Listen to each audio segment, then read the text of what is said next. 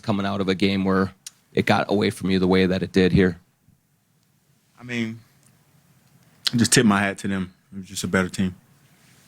I think you went down to the Spurs bench with 8 minutes to go in the game. Like, what was kind of the thought process to do it in the middle of the game there rather than kind of waiting for the end?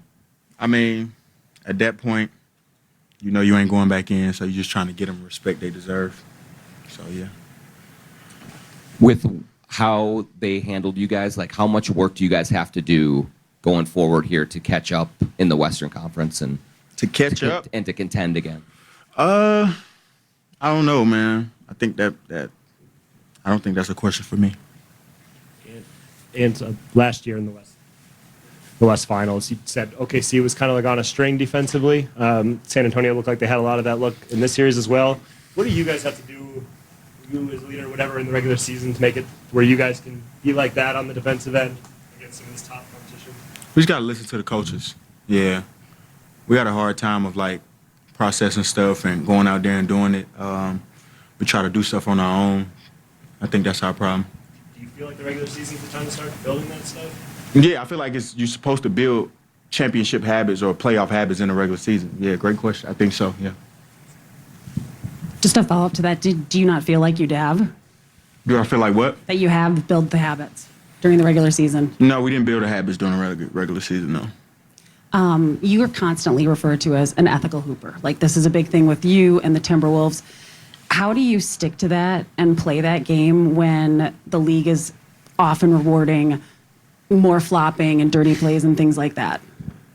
I don't really pay attention to it. It don't really bother me. I just go out there and play my game. And you mentioned building championship habits in the regular season. Does that start with you? Does that start with coach? Is it a collective thing? Like, where does that really start? It's collective. Yeah, it's a collective effort. But it definitely starts with me. Yeah. And what? Go ahead. Ants, this is last time we're going to get to talk to you before kind of your off season begins. This season, you had the ball in your hands a lot. You were basically the point guard of the team. Do you envision that role for yourself going forward when you talk to the coaches in front office? Do you want to play off ball more, or kind of how do you envision your role here, kind of when you drill down into the nitty gritty of how they utilize you here? I just want to be. I don't really care if it's on the ball or off the ball. Just whatever position I'm put in, I want to be able to create for my teammates and create for myself. So it don't really matter if it's on the ball or off the ball. Whatever they need from me, I'm willing to do it. And when it comes to, this was the most injured you've been in your career so far. So I don't know if you've thought about what your offseason is going to look like from a physical perspective, right, body wise. Just kind of what's your plan going into the offseason in terms of getting your body back right? Yeah, just a bunch of body maintenance with Javar and Dehans. I think that's the main thing. I feel like the basketball stuff is I'm gonna put it. It's not last, but when it comes to like me being injured a lot this year, I got to really focus on my knees, my ankles, my hips. So I got to get with Javar and Dehans and work on that. And do you think this team, as it is assembled now, can compete with the San Antonios and Oklahoma Cities of the world, or do you think you need another star? You said what? Do you think this team, as it is right now, can compete with the San Antonio Spurs and the Oklahoma City Thunder? Or do you feel like you need another star next to you? Yeah, I feel like we're good. Yeah. And at this time last year, you were talking about what you were going to add in the off season, and you talked about the mid range, and you did do that. Have you thought about what that looks like for you this summer? Of what element you want to add to your game to take another step next season? Great question. No, not yet. I wasn't expecting to be going home this early, so no, I haven't thought about what I'm adding to my game. What about collectively as a team? What is it that you feel like you guys need to get over add? the hump? Yeah. We just need everything to be clicking at the right time. I think that's the main thing. Like, I think missing Dante is big for us, man. Like, he spreads the floor like no other. Yeah, like a series like this where they just double teaming, like, I would love to have Dante in my slot and just throwing it to him the entire time and he shoot 23s, but he got hurt last series, so, we tried to figure it out. But like I said, they were just a better team this series, so I tip my hat to those guys.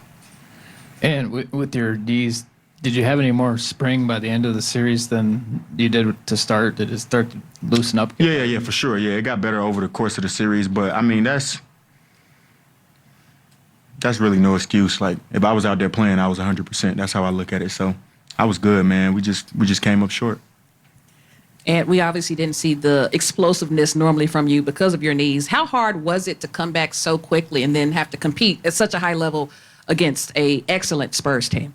I don't think it was hard. I think it was like I was up for it. Like I was ready to come back and compete at a high level. I knew that team was really good, well coached, sound on the defensive end. We knew what they was gonna do. But yeah, I was just ready to come back, man. I was eager to get out there and play with my brother. So I'm happy I was able to come back. Yeah, and I know you've played against Victor before, but again, after 6 straight games against him, was there anything that after the series like really stood out to you that maybe About Vic? Yeah. Yeah, just his defensively, man, he's incredible. Yeah. He changes every shot at the rim. He goes to the rim every time after every block, whether it's goaltending or not, he's gonna go up and challenge it. And yeah, I mean yeah, it's tough. It's kind of tough to go to the rim against a guy who's like 7'6", and he got great. Yeah, he's pretty good. And as you kind of move on in your career, you gain more of a leadership role and things like that. Just after year 6 now, how did that go for you this year? What is it like trying to be like the main voice when times are tough and when maybe guys are upset or what have you in the locker room? Just trying to be the leader of a team in that way. It's fun, man. Because I mean, you get to know guys on different levels, So just getting to know everybody individually, I think that's the main thing. That's part of leadership, like learning how to talk to people. So yeah, it was fun. And what are the reactions to see the season end the way that it did, like this? Yeah, I mean, obviously, disappointed in the results. Certainly the margin of victories kind of are a little tough to take. For the most part, I thought guys fought, but we just couldn't complete plays on both ends of the floor at times.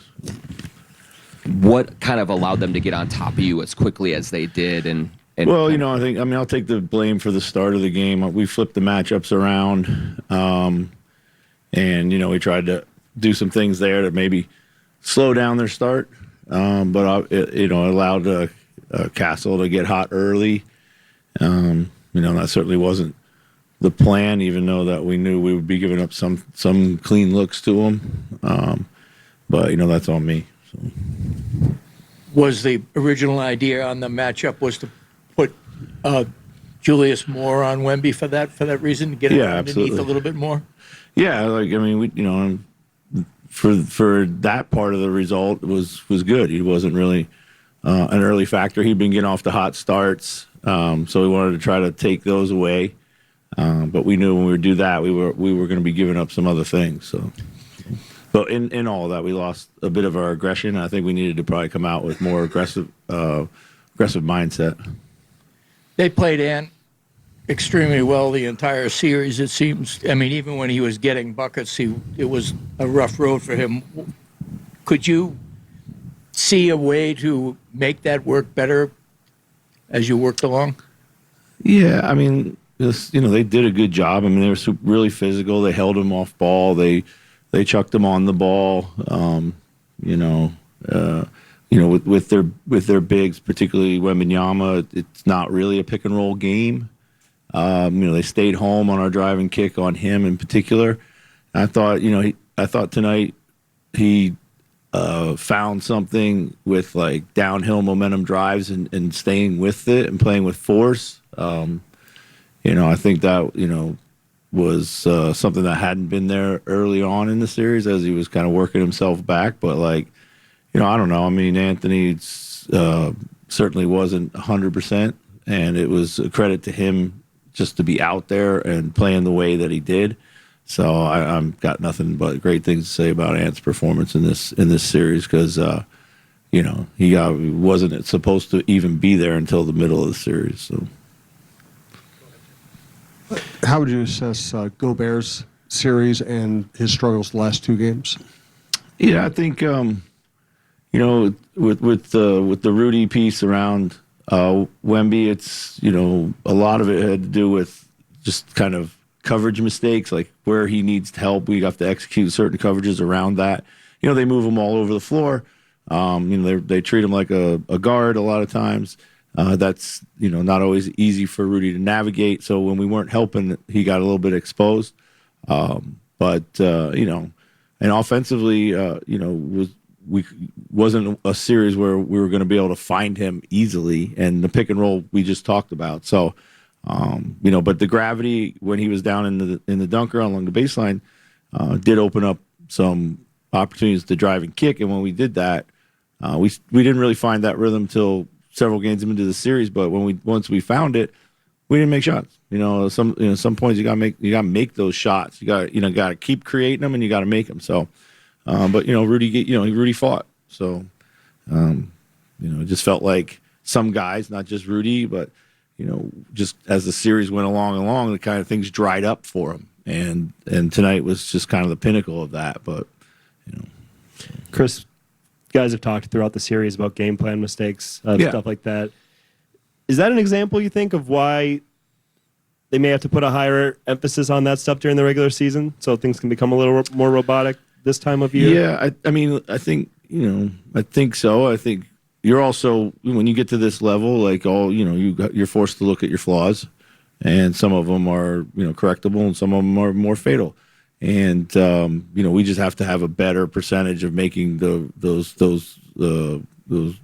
game plan executions. I think during the season, like, we do a pretty good job of executing, but like at this point in time, like, you pay for every breakdown that you have. And some of the times you just pay by great players or a physical mismatch or something like that. So you can't have both things going on at the same time. So. What do you think? How do you explain the defensive transition? It seemed like one of you guys